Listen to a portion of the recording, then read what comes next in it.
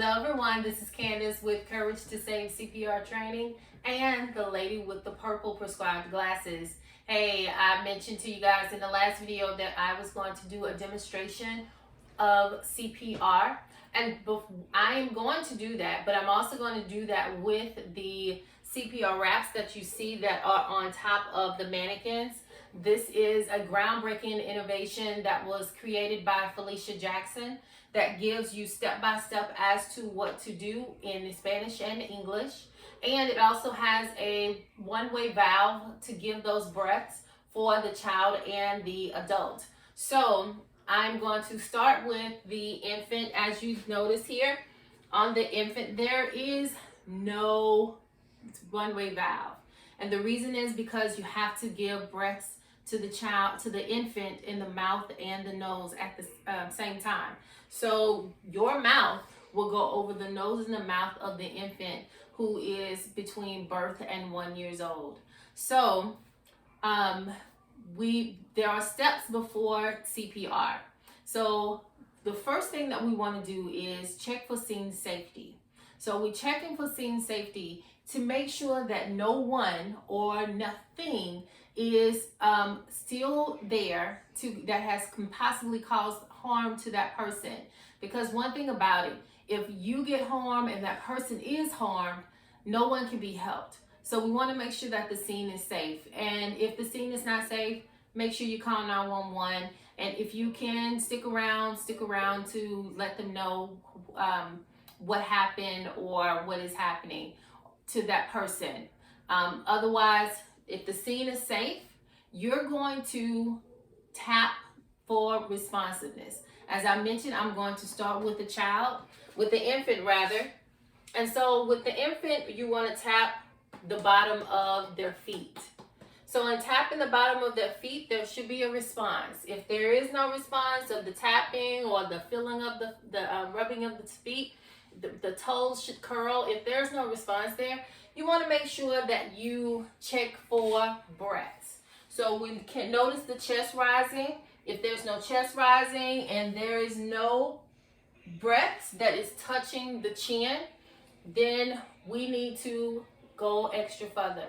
So the extra further is, again, calling 911. If no one is there and you have your cell phone, take it out. 911, put it on speakerphone, and get started with compressions. So there are two ways that you can give compressions to an infant. You can give using your 2 fingers as shown on the CPR wrap, or you can do 2 thumbs in circular motions have your hands around the infant's body. And everyone, he should be face down. He should be firmly on the ground. I only was showing that for demonstration purposes. But you're going to support the child, the infant's back, using your other hands. So in using those 2 thumbs, we give 30 compressions. All right, so we're going to get started with those 30 compressions. 1, 2, 3, 4, 5, 6, 7, 8, 9, 10, 11, 12, 13, 14, 15, 16, 17, 18, 19, 20, 21, 22, 23, 24, 25, 26, 27, 28, 29, 30. This breathable fabric will allow you to give the breaths to make sure that there is no viral connection between you and that person or you or this infant. So you want to make sure that the head is back, gently back, and then you're going to put your mouth over the mouth and nose and give 2 breaths. All right, so I'm going to use this time my 2 fingers. 1, 2, 3, 4, 5, 6, 7, 8, 9, 10, 11, 12, 13, 14, 15, 16, 17, 18, 19, 20, 21, 22, 23, 24, 25, 26, 27, 28, 29, 30. I use the other hand to support my fingers because my fingers are getting a little bit achy, which is why I would rather do the 2 thumbs. So after my 30, I give 2 breaths. Now, if there is someone in the home who knows CPR as well, you guys can switch up.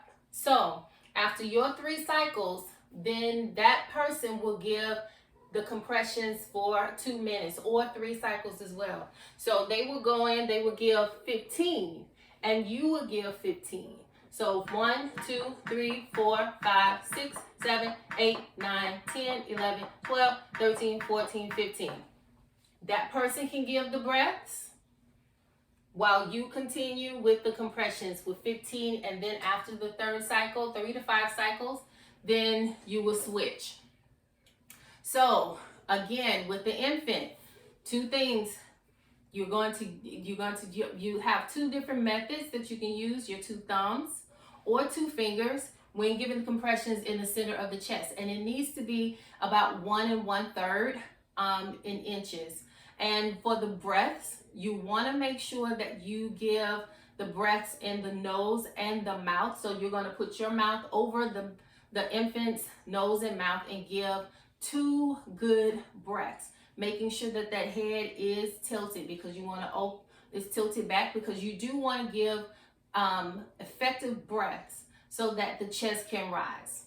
All right, so now we're going to move on to the the child and the adult.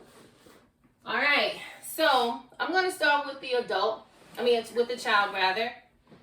So the child CPR wrap is it's true to size for a child that is between the ages of 1 and 8 years old, right? So I'm going to put this on their chest, and I'm going to give compressions as seen on the CPR wrap. 1, 2, 3, 4, 5, 6, 7, 8, 9, 10, 11, 12, 13, 14, 15, 16, 17, 18, 19, 20, 21, 22, 23, 24, 25, 26, 27, 28, 29, 30. I am by myself, so I'm going to give give this child 30 compressions. And we see that there's a one-way valve here. So we're going to gently check the head back, put that head back, lift the chin, pinch the nose, and give 2 breaths. The chest should rise every time you give your 2 breaths, and it should be 1 second between each breath. So 1 second breath, 1 second, and then another breath, 1 second. And then we're going to continue with compressions. And you give 15 if there are 2 people in the room. So 1 person, 30 compressions. 2 people, 15. All right, so if you are a strong person, or a person that actually, that has a little bit more, what's the word I'm looking for? I don't know, just a little bit more, you're a little heavier. You may not want to start with 2 hands when you're giving the compressions to the child. You can actually give 1 hand compression. Now for me, I am doing it, and I'm able to do it for maybe 5 compressions, but I'm going to now need my 2. So it depends on the size of the person. You may use your 1 hand, and as time goes on, you want to go ahead and do two hands. Now let's look at the adult. Now the adult is not much different from the child. The only difference, of course, is that the size, right? So let's look at the CPR wrap here. So we have a different size, a bigger size rather, but the same thing is there. You have your steps and you have your one-way valve, and how to do your actual breaths. Because if you are just breathing into the valve or breathing into their mouth, and there is the head is not tilted and the chin is not up, guess what? You're just simply breathing in their throat, and they don't really need you breathing in their throat. They actually need you breathing into their lungs so that they can get the oxygen that is needed. Now remember that when you are dealing with an adult, you can give hands-only CPR. So I have my CPR wrap. I have my one-way valve here. So if I decide to give breaths, I can, because the barrier, the one-way valve is a barrier to protect myself as well as the patient from any contact. So I'm going to give 30 compressions. 1, 2, 3, 4, 5, 6, 7, 8, 9, 10, 11, 12, 13, 14, 15, 16, 17, 18, 19, 20, 21, 22, 23, 24, 25, 26, 27, 28, 29, 30. I have my barrier here. Pinching the nose. My head is up. My chin is lifted.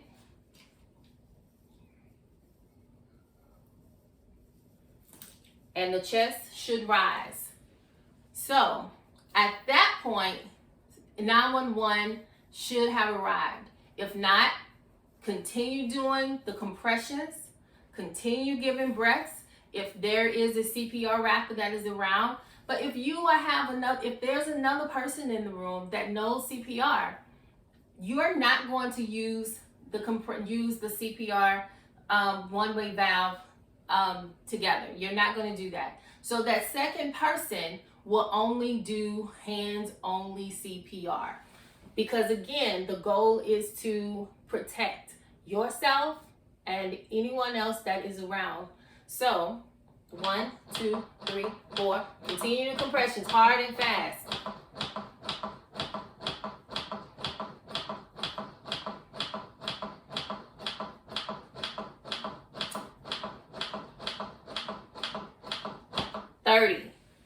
All right. 1, 2, 3, 4, 5, 6, 7, 8, 9, 10, 11, 12, 13, 14, 15, and so on. So make sure that with the adult, you're giving hands-only CPR if you do not have a CPR wrap or you do not have a barrier like a pocket mask or a bag mask, which is generally used for healthcare providers. But if you do not have a barrier there, I do not recommend, nor does AHA recommend doing giving breaths unless you absolutely know that person. Otherwise, hands-only CPR for adults. For the children and the infants, they need the breaths. So make sure that you have something that is available so that you can give those children, the children and the infants, the breaths that they need so that they can survive. So I hope that you learned something today. 911 again should have come at this time, but if not, continue doing CPR. And thank you so much for joining us. Remember, it takes courage to save a life, including your own.